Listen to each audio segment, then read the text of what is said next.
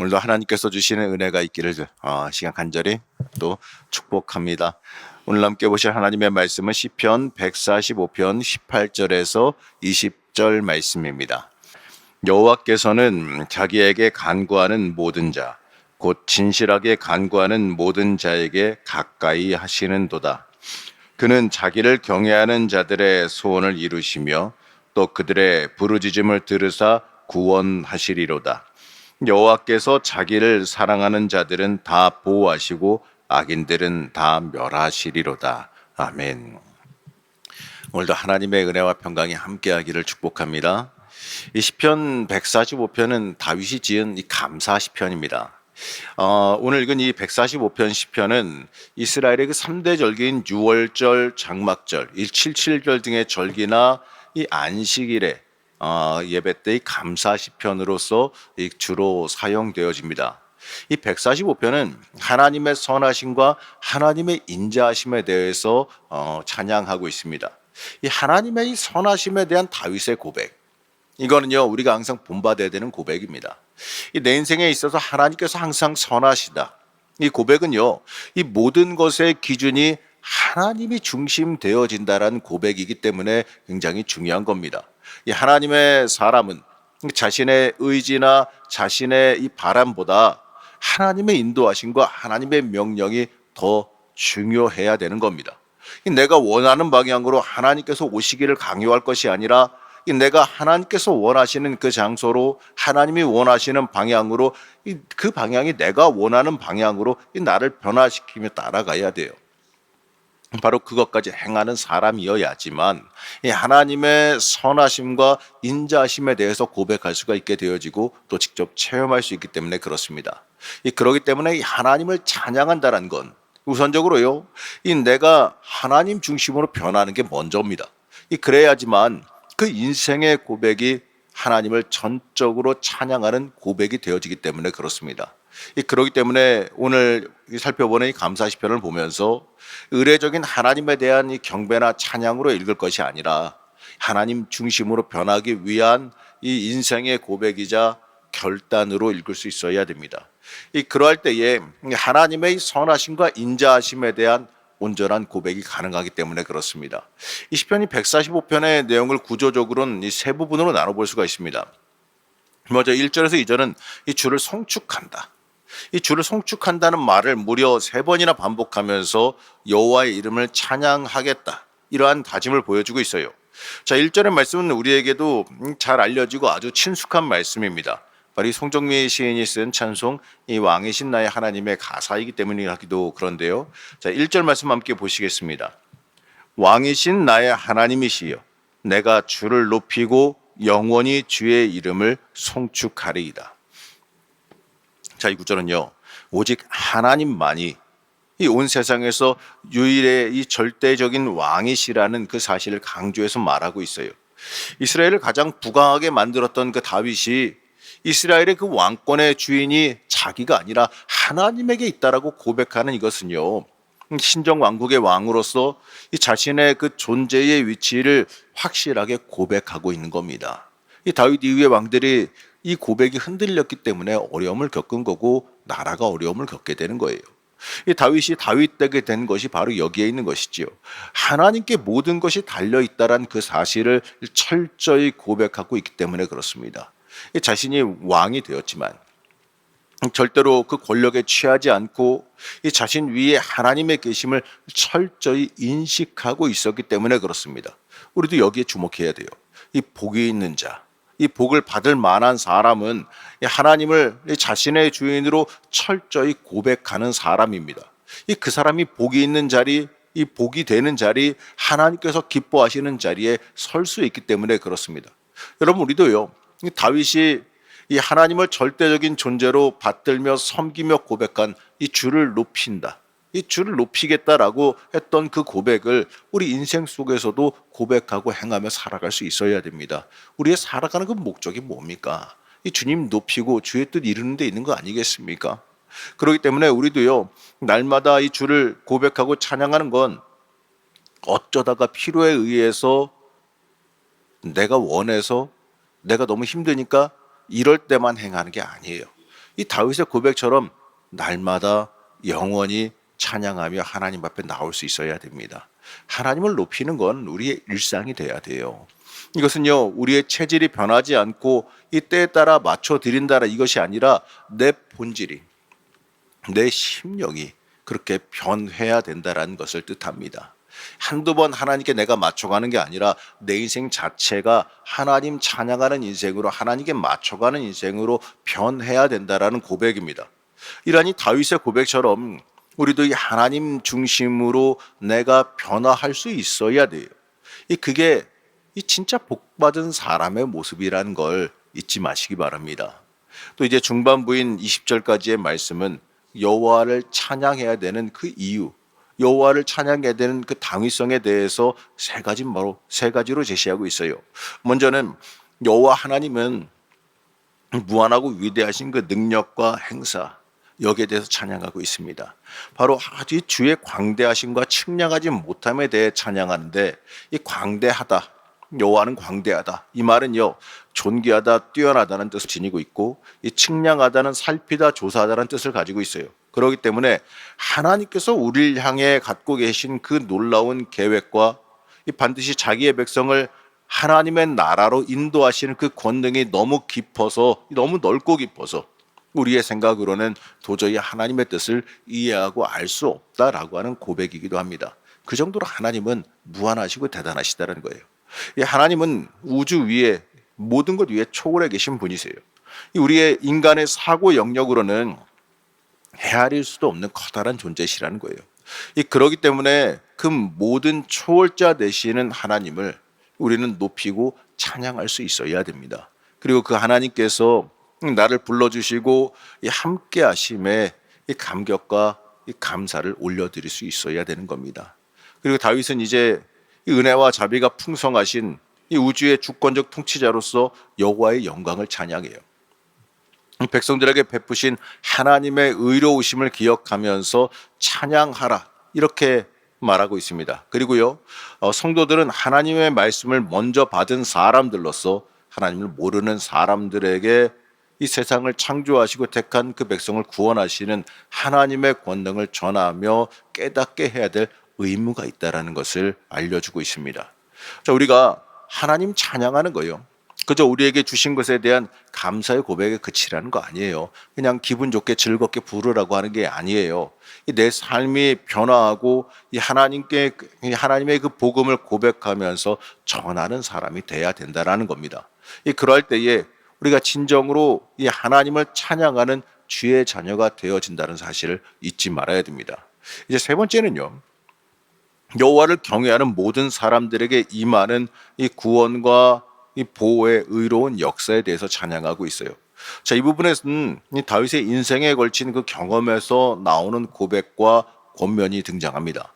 이 17절에서 보게 되면 이 다윗이 직접 체험한 하나님의 섭리에 대해서 이렇게 표현하는데, 자, 우리 17절 말씀 함께 합독하시겠습니다.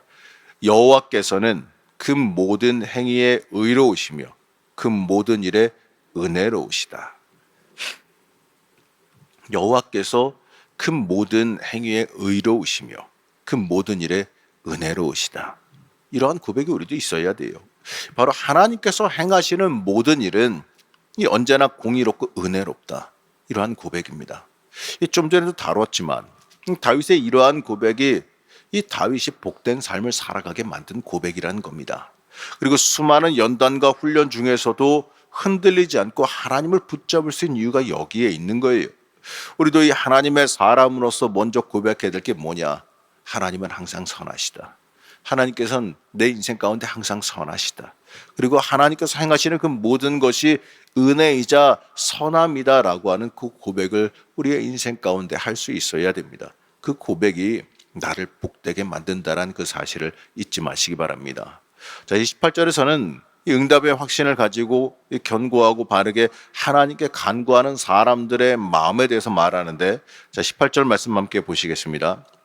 여호와께서는 자기에게 간구하는 모든 자, 곧 진실하게 간구하는 모든 자에게 가까이 하시는도다. 간단하게 말하면 이 거룩한 열정을 가지고 이 신실한 마음으로 기도하면서 하나님께 하나님께서는 가까이 그렇게 기도하면 우리가 신실한 마음으로 기도하면 하나님께서는 우리에게 가까이 하시고 모든 기도를 들어서 응답하신다라고 하는 고백입니다. 이 다윗이 자신의 인생을 통해서 직접 경험한 것을 그 고백을 바탕으로 전하고 있는 내용이에요. 우리가 이 하나님을 위한 이 거룩한 마음과 하나님을 위한 열정을 가지고 하나님께 간구한다면 그 간구는요, 이 틀림없이 응답되어지는 간구가 될 겁니다. 우리가 이 응답받기 원하는 것을 간구하는 것보다 응답받을 만한 것을 간구하는 것이 이 중요하다는 것을 다윗이 우리에게 알려주고 있어요. 우리도요, 우리의 인생을 통해 이 하나님을 향한 그 열정과 마음으로 간구하고 나갈 때 응답하시며 함께 동행하시는 하나님의 역사를 강하게 경험할 줄로 믿습니다. 이제 19절 말씀에서는 이 다윗은 이 소원을 이루기 위한 조건으로 하나님을 경외하라 이렇게 말하고 있습니다. 19절 말씀 다시 한번 같이 함께 보시겠습니다. 그는 자기를 경외하는 자들의 소원을 이루시며 또 그들의 부르짖음을 들으사 구원하시리로다. 자기를 경외하는 자들의 소원을 이루시며 또 그들의 부르짖음을 들으사 구원하시리로다. 이렇게 말합니다. 이 경외하다는 이 두려워하다는 의미로서 이 단순히 이 두려움이 아니라 존경심을 배경으로 한 경의를 뜻해요. 이걸 바꿔 말해보게 되면 하나님 앞에 철저한 복종이란 뜻이에요. 우리가 이 말로는 하나님 앞에 복종한다, 말로는 하나님 앞에 엎드린다 말은 하지만 실제로 우리가 하나님 앞에 얼마나 복종하고 있느냐는 또 다른 이야기거든요. 이 복종은 여러분 가려서 하는 게 아니에요. 마음에 들으면 하고 마음에 안 들으면 안 하고가 아니라 이 복종이라고 하는 건 말씀하시면 그냥 묻지도 따지지도 않고 그냥 그대로 알겠습니다. 내 의견도 없이 그냥 명령하시면 하는 게 그게 복종이에요. 복종에는 불평도 없어요. 불만도 없어요. 복종은 그냥 시키시면 하는 거예요. 거기에 대해서 왜 시키시나, 왜 이런 걸 나한테, 이러한 생각 자체가 필요가 없습니다. 그냥 하나님께서 시키셨어. 그러면 하는 거야. 그게 이 묻지도 따지지도 않고 하는 게 그게 하나님 앞에 행하는 복종이라는 거예요. 여러분 이러한 복종을 할 수 있을 때에 우리의 인생 가운데 복이 임할 줄로 믿습니다. 그게 진짜 하나님을 왕으로 삼은 자들이에요.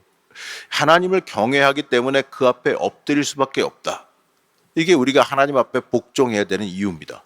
하나님께서는 바로 이러한 사람들의 기도를 들으시고 또 재물과 영광과 영원한 생명도 그들에게 쏟아 부어주심을 잊지 말아야 됩니다.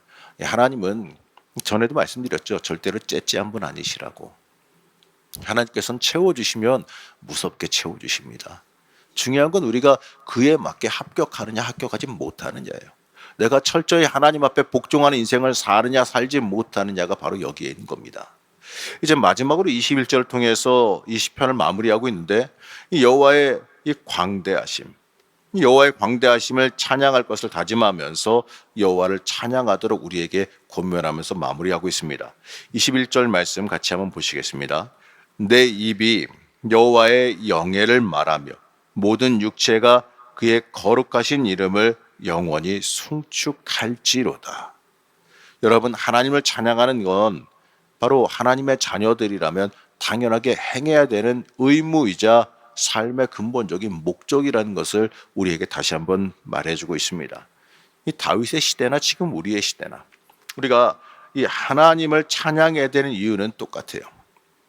다윗 때나 지금이나 뭐 바뀐 게 없어요. 지금도 여전히 하나님을 찬양해야 되는 이유는 똑같아요. 왜냐하면 하나님께서 지금 이 시간에도 이 순간에도 우리에게 역사하시고 우리를 주관하시고 우리의 인생 가운데 개입하시기 때문에 그래요. 그렇기 때문에 우리가 하나님을 찬양해야 돼요. 지금 나도 모르는 사이에 하나님께서 일하고 계십니다. 하나님께서 나를 만들어가고 계시고 내 길을 준비하고 계셔요. 그렇기 때문에 우리가 하나님께 복종하고 찬양할 수 있어야 돼요. 내가 만들어가는 길보다 하나님께서 준비하시는 길이 결론적으로 보게 되면 더 복되고 더 좋은 길이라는 걸 잊지 말아야 됩니다. 이 다윗의 인생을 돌아보면서 다윗이 스스로의 인생을 돌아보면서 고백하는 그 감사의 시편, 이걸 보면서요 우리도 하나님 앞에 감사할 수 있어야 됩니다. 우리의 인생 돌아보게 되면 감사할 일밖에 없다는 걸 우리가 고백할 수 있어야 돼요. 모든 게 감사 아니겠어요? 지금 내가 하나님 앞에 구원받아서 나와 기도하고 있는 것 자체가 가장 큰 감사 아니겠습니까? 우리가 이렇게 감사하며 하나님 앞에 나아갈 때 틀림없이요 더 감사할 것도 주실 줄로 믿습니다. 내 삶의 주권자가 하나님이시라는 것, 내가 그 하나님을 높이며 살아가는 것이 내 존재 이유라는 걸 잊지 마시기 바랍니다. 그 본질적인 삶을 잊지 않고 살아가는 사람은, 복이 있는 자는 그 참된 복이 있는 자리에 서며 살아갈 줄로 믿습니다. 사랑하는 성도 여러분, 우리의 인생의 참된 방향을 붙잡고 하나님 높이고 하나님 앞에 복종하고 감사하며 살아가시기를 축복합니다. 여러분, 우리가 기도하고 간구하는 그 이유와 목적이 하나님의 영광을 위한 기도와 간구가 되시길 바랍니다. 오늘도 기도할 때 하나님께서 내 인생 가운데 주시는 방향 따라가면서 이 하나님의 인도하심의 손길 붙잡고 축복의 통로로 들어가는 여러분들 되시기를 시간 간절히 축복합니다. 잠시 기도하겠습니다. 우리의 인생을 인도하시는 하나님, 우리가 다윗과 같이 하나님 높이며 하나님 찬양하며 살아가기를 원합니다. 이 하나님의 마음에 합한 삶을 살아갈 수 있게 하여 주옵시고 하나님과 전적으로 동행하는 인생을 살게 허락하여 주시옵소서. 이 주님 앞에 기도하는 중에 이 하나님의 역사와 하나님의 음성 듣게 하여 주옵시고 또 그로 인하여서 하나님께 붙잡혀 쓰임받는 삶을 살게 하여 주시옵소서. 오늘도 기도하는 중에 우리와 함께 하여 주시고 역사하시는 하나님의 은혜가 있을 줄로 믿사오며 거룩하고 존귀하신 예수님의 이름으로 간절히 기도하였습니다. 아멘.